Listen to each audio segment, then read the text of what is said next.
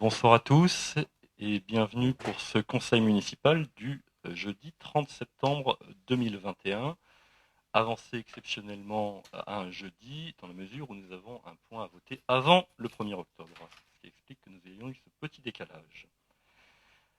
Alors, je vais d'abord procéder à l'appel des présents. Donc Vincent Goyer, présent. Catherine Steckelrom. Stéphane Marlot. Mario de Pézeril. Antoine Bruno. Christelle Paculic. Julien Détré. Mireille Goyer. Éric Vivin. Marie-Paul Delarovère. Alors, Marie-Paul Delarovère nous a donné procuration pour Madame Lambert.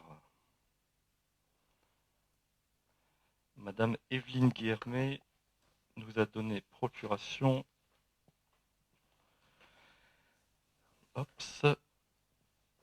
pour Madame Mireille Goyer. Alors, je rappelle d'ailleurs que nous sommes encore en configuration réduite compte tenu des contraintes Covid et que ce mode réduit était possible jusqu'au 30 ans à donner procuration à Madame Steckelrom. Et je l'ai là, tout va bien.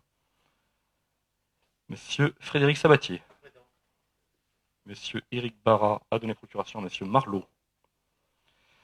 Madame Malika Vivin a donné procuration à Éric. Madame Nègre a donné procuration à Madame Pézeril. Madame Claudine de Rivas a donné procuration à Madame Bonzon. Monsieur Roger Bernet a donné procuration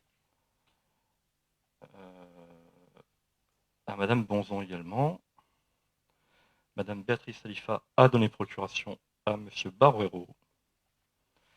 Madame Bernadette Bonzon.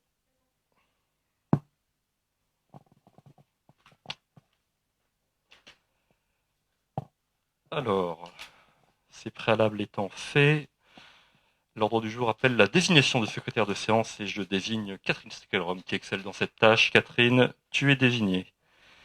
Nous passons maintenant aux décisions du maire dont vous avez été destinataire. Avons-nous des remarques sur les décisions du maire? Oui, Monsieur Barrero, vous avez la parole. Oui, bonsoir à tout le monde. Alors, il y a trois remarques. La première remarque, mais nous l'avons adressée à Monsieur le secrétaire général, c'est concernant les fichiers qui nous sont envoyés. 4 fichiers n'étaient pas lisibles. Alors, je crois que ça a été corrigé, mais donc c'était simplement pour le rappeler. Alors, comme nous recevons des convocations à part, je ne sais pas si les autres conseillers ont eu des fichiers complètement lisibles ou pas. Voilà. Mais apparemment, c'est une question qui est réglée avec Monsieur le secrétaire général pour les prochaines convocations. Dans les deux autres points, alors nous avons deux questions sur la délibération numéro 71 qui porte sur connaître la raison pour laquelle vous prenez un avocat concernant une attaque de permis de construire sur lequel on n'a pas bien saisi de quoi il s'agissait. Décision numéro 71. Vous voyez de quoi il s'agit? Absolument. Oui. Alors, il y a simplement un permis de construire qui a été accordé par la commune, puisque, comme d'habitude, nos services municipaux ont instruit les demandes de permis de construire. Le permis a été accordé et on a un riverain qui attaque le permis de construire. Donc, voilà. D'accord. La raison peut être plus classique, en fait. D'accord. La raison peut être donnée ou c'est confidentiel? Écoutez, il estime qu'un certain nombre de dispositifs relatifs à la loi littorale n'ont pas été respectés. Mais je saurais pas être, je suis pas certain d'être exhaustif dans les différents motifs qui ont été soulevés dans le cadre de cette procédure. D'accord, c'est pas un problème. D'accord. Alors le troisième point, c'est une question de forme qu'on voulait soulever. C'est une question de forme, mais on vous le signale. Sur la décision numéro 76, il semble qu'il y ait une coquille entre le titre qui annonce qui parle de la soirée blanche et le corps du texte qui lui parle du banquet gaulois. Ou apparemment, ce ne sont pas les deux mêmes choses. Donc il faudrait modifier peut-être le titre ou le contenu. Je ne sais pas lequel des deux ne convient pas. Décision numéro 76.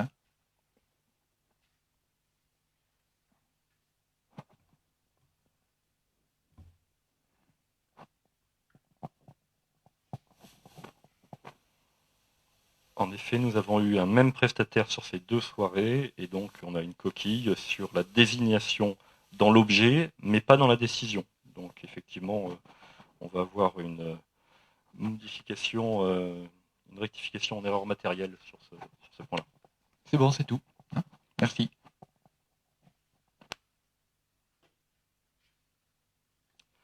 Alors, puisque les décisions du maire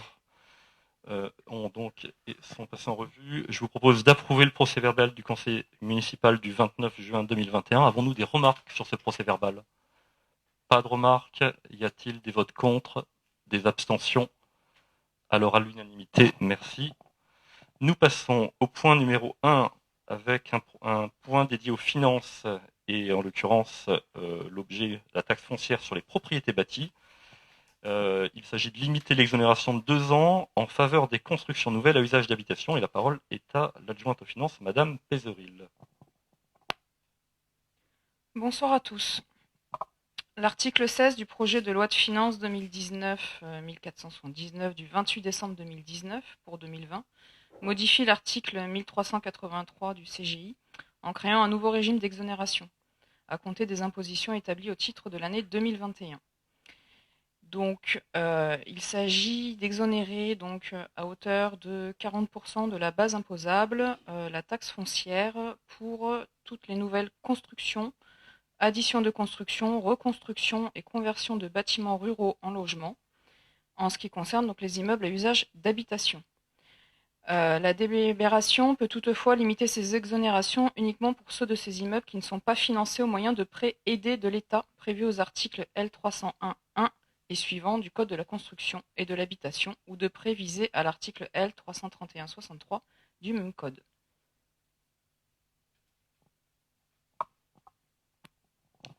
Merci Mario. Donc très concrètement, les propriétaires qui construisent de nouvelles habitations seront exonérés en partie de leur taxe foncière sur les premières années. Avons-nous des remarques ou des questions sur ce point? Madame Monzon, vous avez la parole. Oui, bonsoir, merci.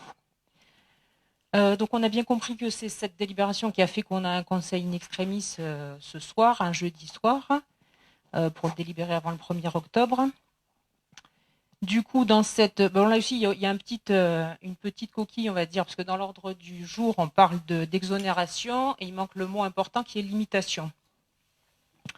Qui est, par contre, dans le corps de délib, il y est bien. Donc il s'agit bien de limiter cette exonération, puisqu'en fait, la loi de finances propose une règle d'exonération, et les communes ont seulement la possibilité de limiter cette exonération.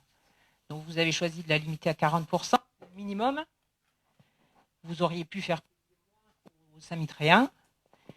Voilà, donc du coup, comme ça défavorise les habitants, nous voterons contre cette délibération.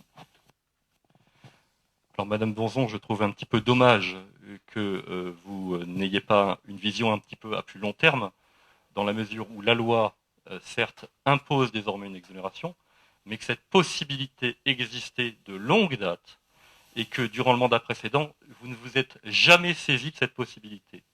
Donc aujourd'hui, nous votons une exonération au bénéfice des Saint-Mitréens et il aurait été cohérent avec votre position durant le mandat précédent que vous votiez en faveur de cette exonération.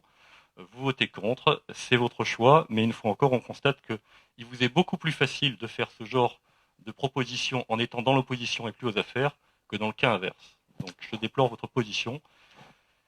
Et je soumets au vote ce point. Y a-t-il donc des votes contre? Vous pouvez répondre évidemment. Donc on est bien d'accord que vous limitez, vous auriez pu faire beaucoup mieux pour les Saint-Mitréens. Vous choisissez de limiter à 40%. On fait déjà beaucoup mieux que ce que vous avez fait. Et donc, imposé, par contre. Non. Ce qui est imposé. Ça vous est imposé. Ça vous est imposé. Par la loi. Oui. Et vous auriez pu de façon tout aussi volontaire le faire. Vous ne l'avez jamais fait. Donc une fois encore, nous allons plus loin que ce que vous aviez fait. Donc les Saint-Mitréens aujourd'hui ont une situation qui va être préférable à la situation antérieure. Y a-t-il des votes contre? Nous avons donc relevé 6 votes contre. Y a-t-il des abstentions? Des votes pour? adopté à la majorité. Projet numéro 2. Un nouveau point finance avec une demande de subvention d'investissement au Conseil départemental des Bouches-du-Rhône pour la réalisation de l'opération acquisition de gros matériel pour les services municipaux. Et la parole est à nouveau à Madame Pézeril. Nous souhaitons poursuivre le renouvellement ou l'acquisition de matériel destiné aux services ou équipements municipaux. Donc pour cela, les dépenses liées à ces renouvellements ou acquisitions peuvent faire l'objet d'un cofinancement de la part de partenaires institutionnels qui sont estimés à 168 734 €, dont le détail vous est communiqué. Est-ce que je dis tout le détail Nous avons les remplacements de la vaisselle, la sonorisation du gymnase, divers matériels. Donc, les organismes sont. La subvention est demandée au Conseil départemental des Bouches-du-Rhône à hauteur de 60%, soit un montant de 101 240 €. Et donc, reste à charge pour la commune 67 493 €. Alors, je précise que dans le cadre du vote du budget, l'ensemble de ces équipements était prévu en autofinancement et que la possibilité de pouvoir les faire subventionner est un principe de bonne gestion pour la commune qui nous permet évidemment de poursuivre dans la logique engagée depuis le début de ce mandat. Y a-t-il des questions sur ces points? Oui, Madame Bonzon. Oui, je viens de voir en fait les chiffres. 40% de 100 000. Je pense pas que ça fasse 67 000. Il y a dû y avoir une petite inversion là dans les chiffres. Oui, pardon. Autant pour moi. Juste une petite question. Est-ce que vous pouvez nous donner la surface qui est à tondre sur la commune?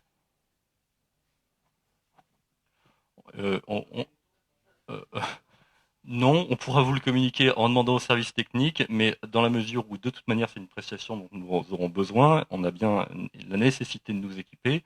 On rappelle que la volonté de reprendre en main la gestion de la proximité en matière de gestion des espaces verts était un axe clair de nos engagements municipaux.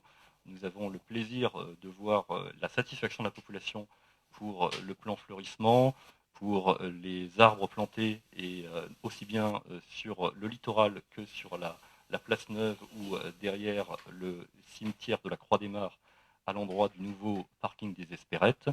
Et une fois encore, permettre aux services techniques de travailler avec des moyens adéquats nous semble de bonne gestion, là encore.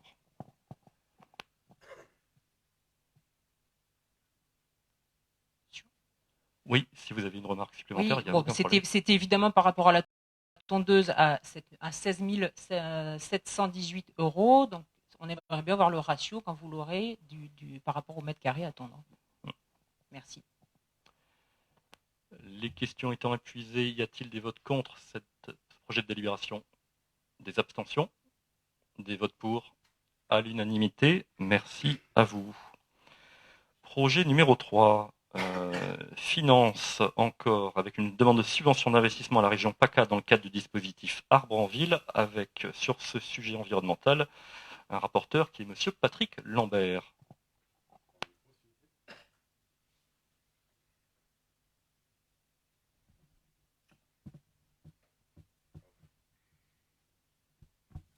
Oui, vous m'entendez là? Bon, bonsoir. Je rappelle que la commune s'est engagée dans un programme d'embellissement et de fleurissement du centre-ville, notamment dans le cadre des opérations aménagement du parking du Don du Sang et végétalisation du mur cimetière. En parallèle, la région Provence-Alpes-Côte d'Azur a souhaité s'engager dans l'adaptation des villes de son territoire au changement climatique, en augmentant significativement la présence des arbres, véritables climatiseurs urbains. Pour cela, la région entend soutenir la plantation d'arbres en ville. À travers le dispositif Arbres en ville, la région donc apporte son aide pour l'achat et la plantation des arbres à l'exclusion de toute autre dépense, système d'arrosage, aménagement paysager, achat de plantations, buissons, plantes, etc., type dallage, trottoir. Donc dans le cadre de ces projets, l'aménagement du parking et du Don du Sang et la végétalisation du mur du cimetière, la commune est estimée un coût prévisionnel de 70 526 € pour les plantations qui y sont liées. Donc, je propose donc aux membres du conseil municipal d'autoriser monsieur le maire à solliciter l'aide de la région pour ces projets pour un montant de 9 350 €. Merci Monsieur Lambert. Y a-t-il des questions sur ce point? Monsieur Barbero, vous avez la parole.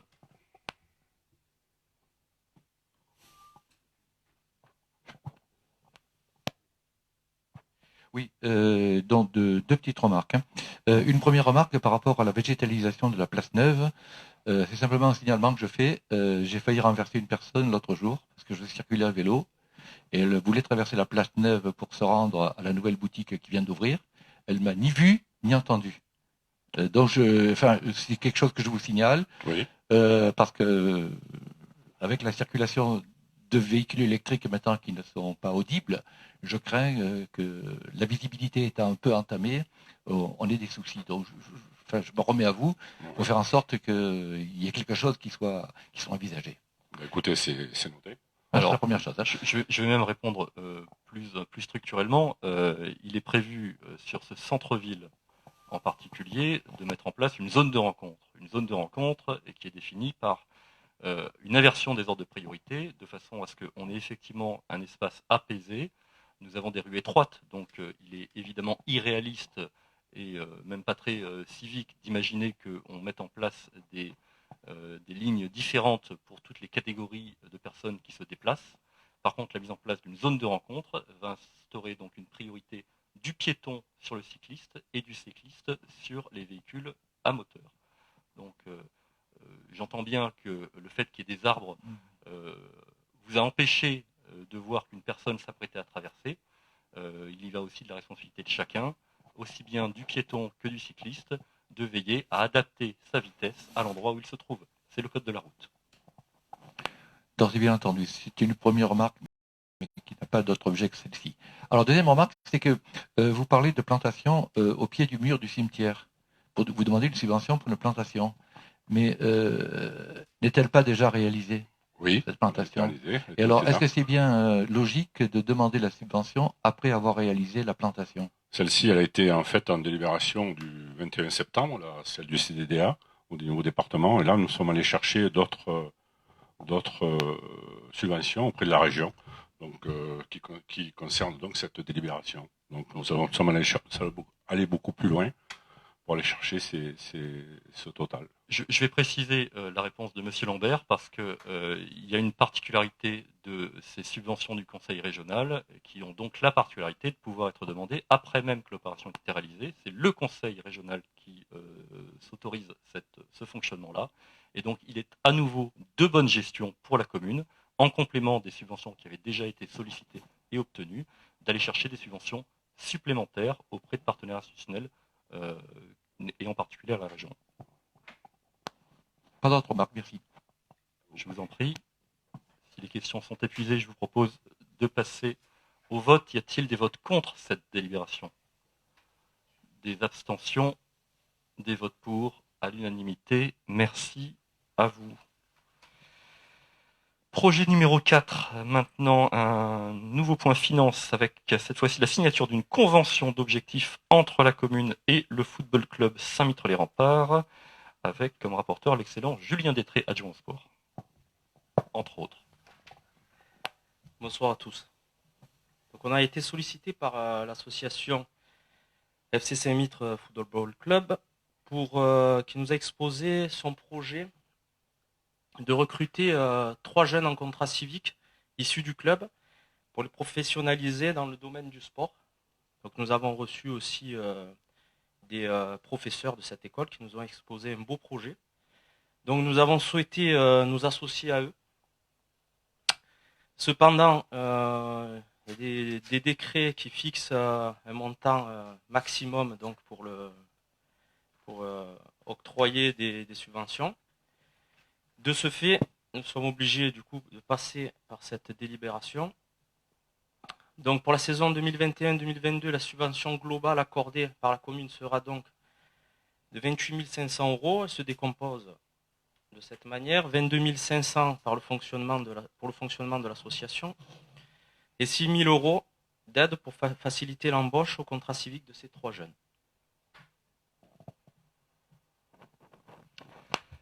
Merci pour cette présentation. Y a-t-il des questions sur cette délibération? Monsieur Barbero, vous avez la parole. Oui, monsieur Détré, merci. Bon, on ne peut que souscrire à cette démarche que j'avais moi-même initiée il y a 2 ans, notamment avec le président de l'association de football club. Hein. Il n'y a pas de souci. Alors, il y a cependant 2 remarques. Une première remarque, c'est que à l'époque, il ne s'agissait que de 2 contrats. Et là, vous portez à 3. Bon, c'est une remarque de pure forme. Hein, vous le portez à 3. Par contre, ma deuxième remarque est plus importante. On avait un peu ralenti la procédure parce que nous souhaitions plutôt une démarche interdisciplinaire. Je m'explique. Plutôt que de servir uniquement l'association football club, personnellement, j'aurais souhaité que ces contrats civiques soient utilisés pour plusieurs clubs. Donc, une démarche interdisciplinaire ou intersport, comme vous voulez, qui me semblait plus opportune en matière de formation de ces jeunes. Car là, je crains que, étant polarisé uniquement sur le football, il y ait d'une part une différence de traitement entre cette association et les autres, qui est actuellement la plus importante en matière de sport. Mais on accroît le différentiel. Et d'autre part, je crains que ces jeunes voient, c'est une formation de 6 mois, me semble-t-il, hein, c'est un contrat de 6 mois, me semble un peu réduit dans leur potentiel de formation. Voilà les 2 remarques que je voulais faire et je voudrais entendre votre réponse là-dessus. Alors pour la première remarque, elle me choque parce que comme vous étiez dans l'éducation, pourquoi pas aider 3 jeunes quand que 2 jeunes et on peut en aider 3? Non. Bon. Non, mais voilà. Donc, voilà. Non, mais vous avez fait la remarque. Donc, je vous réponds. Merci. Donc, ça, c'est pour la première chose. La deuxième chose, ce sont des jeunes issus du foot, qui sont passionnés par le foot. C'est le foot qui est venu nous solliciter pour faire ce contrat. Et nous avons dans l'idée, bien entendu, de l'étendre à d'autres associations. Est-ce que ma réponse a été claire pour vous? Elle est claire, mais elle ne me satisfait pas. Ben, on en discutera après, si vous voulez. Je me tiens disponible après le conseil, si vous voulez. Alors, je vais compléter la réponse de Julien, en rappelant qu'effectivement, d'abord, moi, je remercie grandement l'association, le Football Club de Saint-Mittre-les-Remparts, effectivement, d'avoir porté cette démarche. C'est pas évident d'accompagner des jeunes dans le cadre de contrats civiques, et donc c'est pas à la portée de toutes les associations. Donc, quand on a des associations qui dégagent le temps, l'envie, la volonté d'accompagner des jeunes, je trouve que c'est plutôt bien. Et à force parfois de vouloir, selon un schéma théorique idéal, faire participer toutes les associations, tous les sports, on fait rien. Et ben nous, on a fait. Et grâce au club de foot, et la commune en a également bénéficié puisque ces jeunes sont venus apporter un soutien dans le cadre des centres de loisirs et des activités périscolaires. Donc voilà, je trouve que un peu dommage ces polémiques sur la forme de cette convention. Monsieur Barbero, vous avez des remarques? Non, c'est pas une polémique. Il y a pas de polémique là-dessus. Il y a des remarques sur le fond de la question, et je regrette que vous le preniez pour une polémique. C'est pas une polémique, c'est une remarque. J'utilise le mot polémique parce que vous êtes un habitué de la chose. Voilà. S'il n'y a plus de questions, je soumets ce point au vote. Y a-t-il des votes contre? Des abstentions? Monsieur Barbero, 3 abstentions. Donc, y a-t-il des votes pour?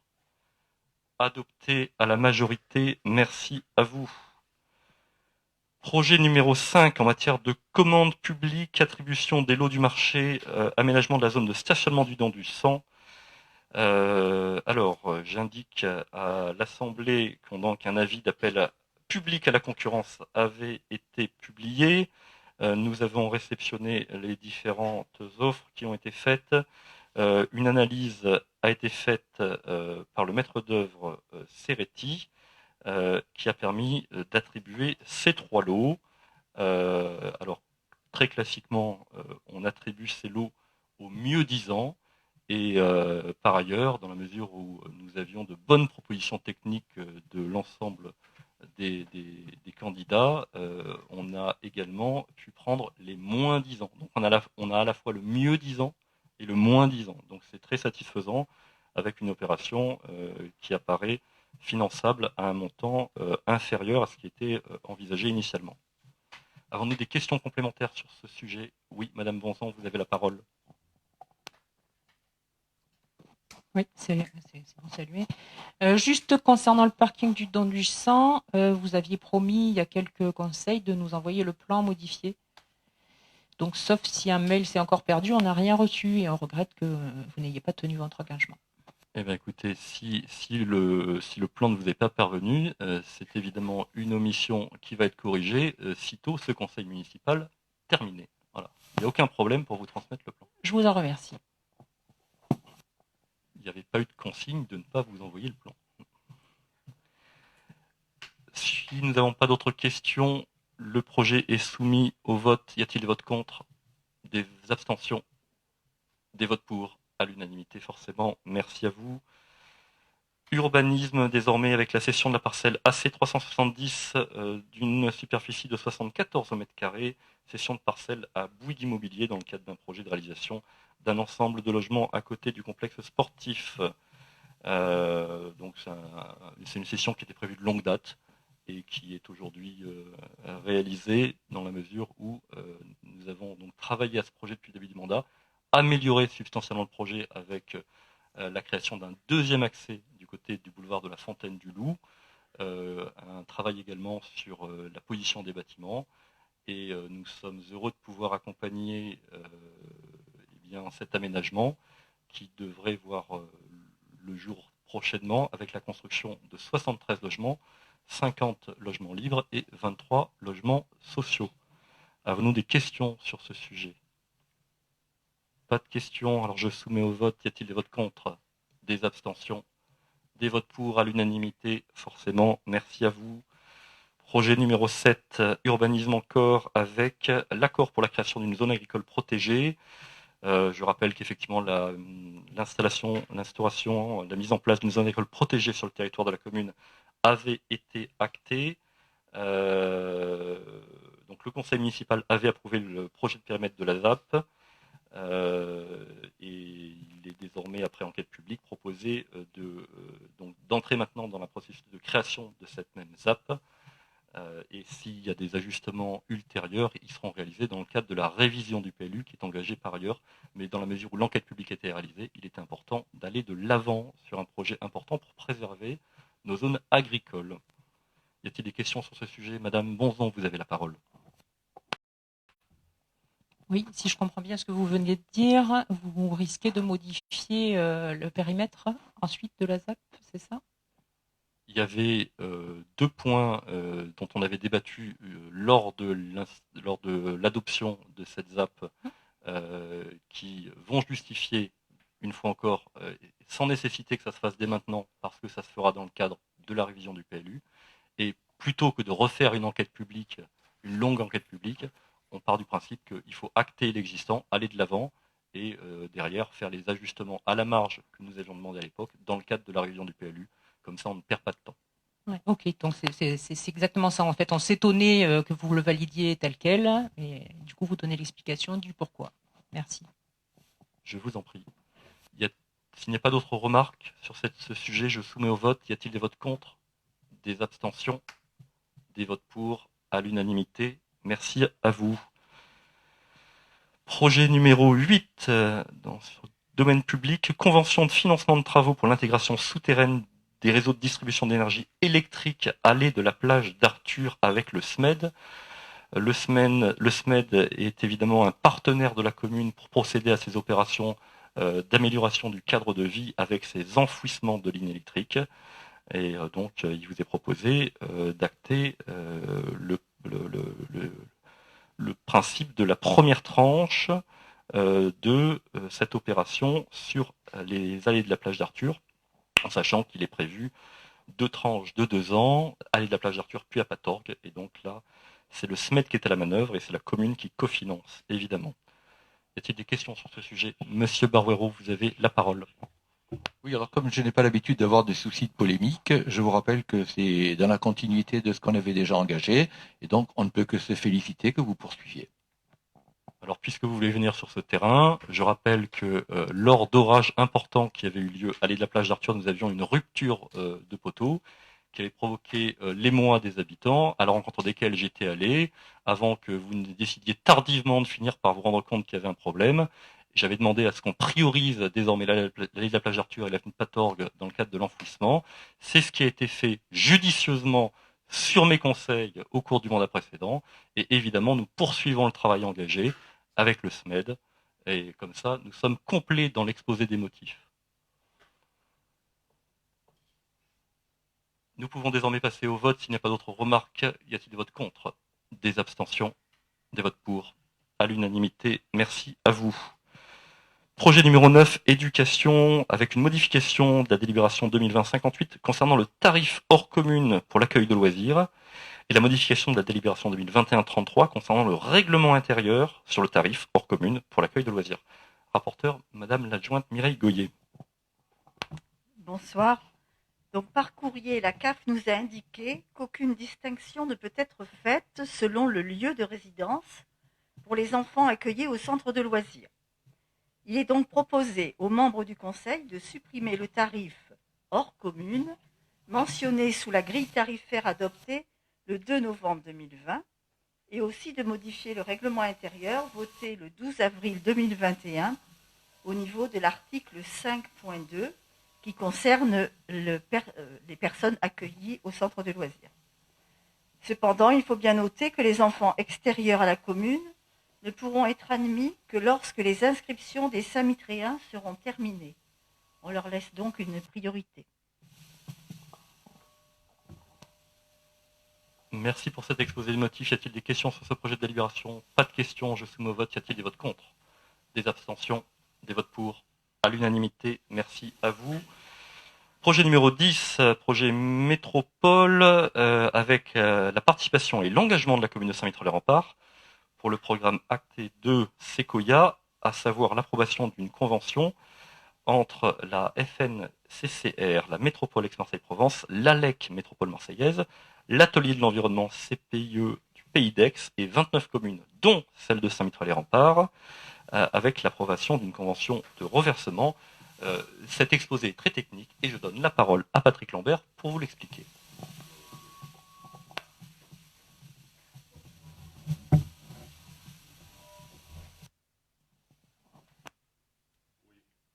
Effectivement, cette délibération est assez technique, donc nous sommes un petit peu noyés sous les sigles. Alors je vais essayer d'être le plus concis possible. Alors la Fédération nationale des collectivités concédantes et régies, donc la FNCCR, porte ce programme CEE Pro Inno 52 Acté. Alors Acté, c'est quoi? En résumé, donc il a été prouvé que les bâtiments publics représentaient à peu près plus de 70% des dépenses énergétiques pour la commune, que la facture ne cesse d'augmenter, on le voit tous les jours.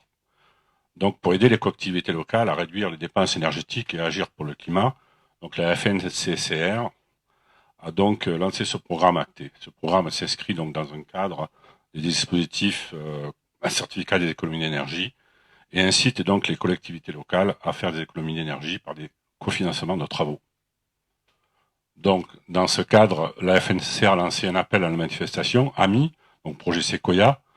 Et pour répondre à cet AMI, la métropole d'Aix s'est rapprochée d'une part de ses communes membres et d'autre part des structures que sont l'ALEC, l'Atelier de l'Environnement, le CPI du Pays d'Aix, Maison d'énergie, Habitat, Climat, et a déposé donc un dossier de candidature le 29 janvier. Le jury a fait donc, le jury de cet appel a manifesté l'intérêt et donc la métropole a été désignée comme coordinateur désigné. Alors, oui, excusez-moi parce que c'est assez compliqué. Donc, la commune, suite à l'appel de la métropole, la commune a répondu favorablement à la sollicitation de la métropole et a donc été retenue à cet AMI. Et elle est à ce titre membre du groupement Sequoia et inscrit les opérations suivantes que vous avez en annexe. Donc, nous avons inscrit 18 bâtiments publics. Voilà. Le montant de la maîtrise, le montant total de ces études a été de 108 000 euros et l'aide accordée par le programme est de 86 400 euros. Voilà. La relation entre la FNCCR et les membres du groupement ont fait l'objet d'une convention aussi annexée qui convient d'approuver.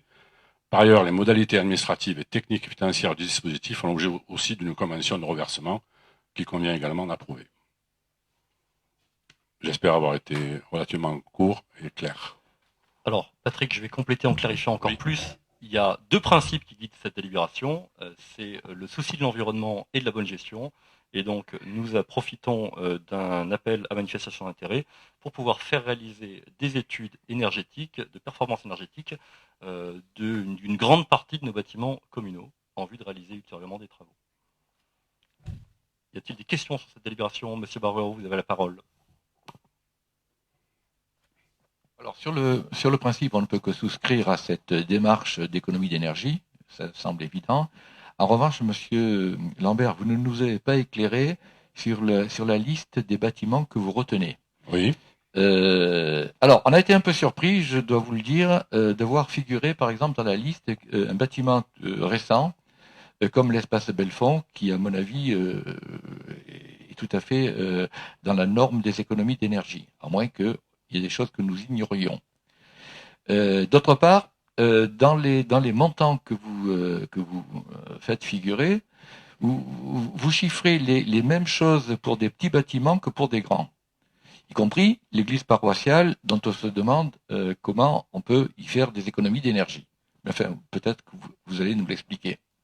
Enfin, troisième remarque, après peut-être que Madame Bonson poursuivra. Je suis étonné de ne pas voir figurer dans ces bâtiments ce qui me semblait être une priorité quasiment absolue, qui est un groupe scolaire. Voilà, peut-être que vous allez nous éclairer sur le choix des bâtiments. Alors, pour le choix des bâtiments, le projet Sequoia ne concerne uniquement les bâtiments publics hors scolaire. Le prochain projet qui donc comportera, qui s'appellera le projet Merisier, lui comportera les bâtiments scolaires.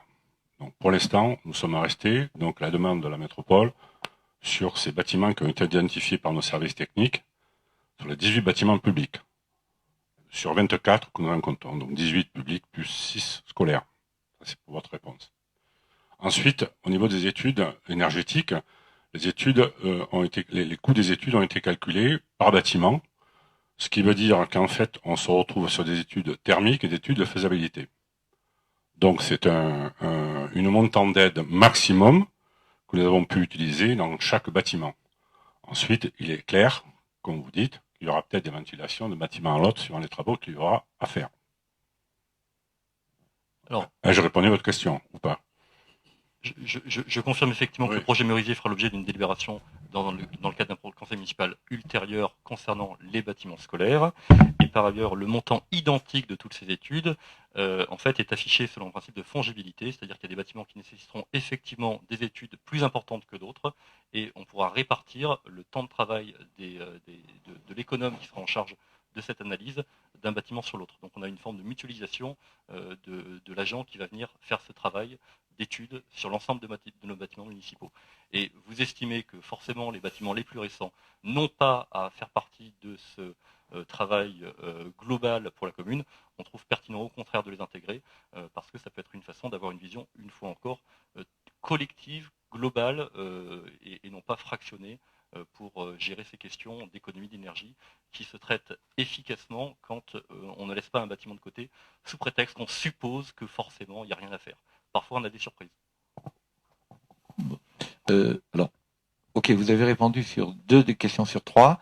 Concernant l'église paroissiale, elle fait partie du projet? Absolument. Oui. Bon, on est un peu étonné, mais bon, pourquoi pas. Pourquoi pas. Et alors, d'autre part... Attendez, j'ai fini. L'église paroissiale est un bâtiment public. Oui. Donc, il est à ce titre dans la même obligation d'aller chercher des économies d'énergie au niveau de l'église et tout ce qui est le bâtiment paroissial, le presbytère et l'église en elle-même. Non, le presbytère, c'est une question. Oui. Je parlais de l'église. Je vous rappelle que les communes ont la charge des bâtiments religieux construits avant 1905. Bon. Et dernier point pour moi, pour m'éclaircir, l'inventaire des bâtiments était nécessaire ou on pouvait faire une demande globale? Pouvait-on faire une demande globale? Non, l'inventaire était nécessaire. D'accord. S'il n'y a pas de questions supplémentaires, je soumets ce point au vote. Y a-t-il des votes contre? Des abstentions? Des votes pour? Nous n'avons pas enregistré votre vote. Alors, je répète, y a-t-il des votes contre? Vote contre pour Madame Bonzon, donc 3 votes contre. Des abstentions, Monsieur Barouero, donc 3 abstentions. Vote pour, adopté à la majorité, merci à vous. Alors, le dernier point parmi ces projets de délibération concerne la réserve naturelle régionale du Pourra domaine du Ranquet, la signature d'une convention de gestion. Je vous rappelle que par délibération du 6 novembre 2020, le Conseil régional a acté le classement du site Pourra domaine du Ranquet comme réserve naturelle régionale. Et donc, il appartient au Conseil municipal de se prononcer sur un projet de convention.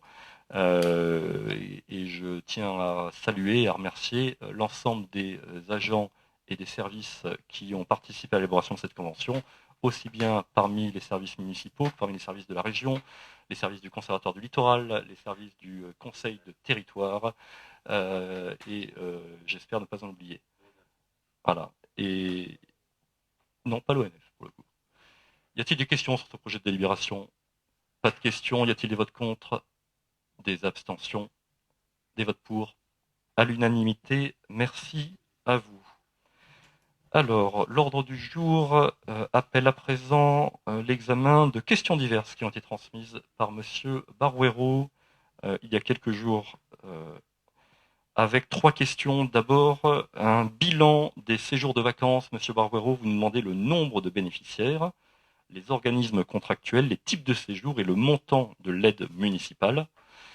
Donc, je tiens à vous indiquer que 16 enfants ont pu bénéficier de l'aide municipale dans le cadre de la participation au séjour pour l'été 2021. Ils étaient initialement 20, mais des restrictions de circulation dues au Covid n'ont pas permis à 4 séjours de se dérouler. Donc, 16 enfants ont pu en bénéficier, qui représentent 11 familles saint-mitréennes. Donc on est toujours contraint, une fois encore, par les enjeux sanitaires. Les parents ont une plus grande liberté aujourd'hui de choisir le séjour qui leur convient, et nous en sommes heureux, et nous allons continuer à les accompagner. Les séjours retenus bénéficient par ailleurs tous de l'agrément jeunesse et sport, et sont pour la majorité des séjours avec préférence sportive, notamment 6 séjours UCPA, si on veut rentrer un peu dans le détail. En matière financière, 8 311,25 € ont été distribués par la commune pour un coût total des séjours de 16 339,50 €. Évidemment, si vous avez besoin qu'on vous transmette par écrit ces éléments, on vous les fera passer sans problème, en même temps que le plan du parking du Don du Sang. Deuxième point, vous nous demandez, Monsieur Barouero, un bilan provisoire des prolongements des accueils périscolaires des matins et des soirs dans les 4 écoles. En l'occurrence, vous nous demandez une moyenne quotidienne des présences par école de 7h30 à 7h45 et de 17h45 à 18h.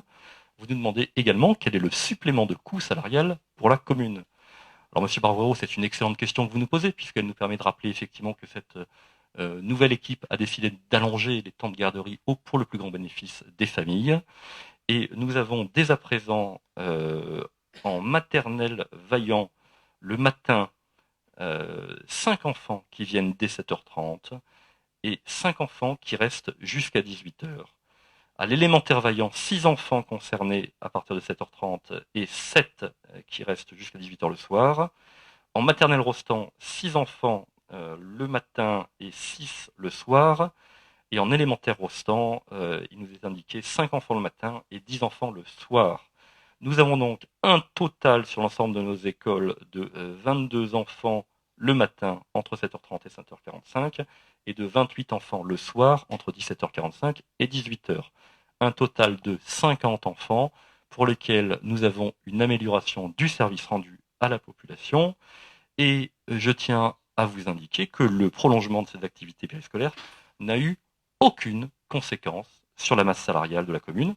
En effet, dans le cadre de l'annualisation du temps de travail, l'organisation a été revue avec la responsable de service et les agents concernés. Merci pour cette question. Je vais passer à votre troisième question avec un bilan chiffré des visites de sites ouverts par la commune, à l'exception donc du site de Saint-Blaise, nous indiquez-vous. Je rappelle que le site de Saint-Blaise est géré par le conseil de territoire, qui reste un site saint-mitréen à part entière, à l'occasion donc des Journées européennes du patrimoine des 18 et 19 septembre 2021.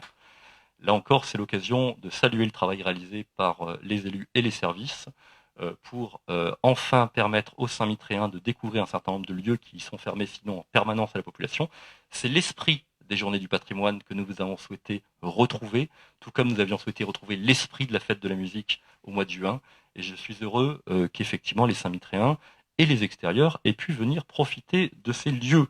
En l'occurrence, la salle polyvalente de Varage, qui accueillait une exposition dédiée au bunker, au réseau de bunkers de la commune de Saint-Mitre, qui date de la Deuxième Guerre mondiale, a pu accueillir une vingtaine de personnes. Le four banal, entre 10 et 15 personnes. Je remercie par ailleurs les bénévoles qui ont accueilli tous les visiteurs, et en particulier les bénévoles de l'association Histoire et Patrimoine, les bénévoles du Secours catholique, mais aussi les particuliers. Et nous avions donc pour le clocher de l'église 40 personnes qui sont venues découvrir la vue depuis le clocher de l'église. Une maison à l'architecture remarquable a été ouverte par un particulier en centre-ville avec 50 personnes sur 2 jours, et l'hôtel de ville a accueilli entre 20 et 25 personnes. Un total d'environ 160 personnes pour cette première édition. Voilà pour la réponse à vos questions. Et là encore, on vous fera passer le détail de tous ces chiffres par écrit afin que vous puissiez avoir des réponses écrites également à ces sujets. L'ordre du jour de ce conseil municipal est à présent terminé. Je vous remercie de votre participation et je vous dis à une prochaine fois avec plaisir. Au revoir.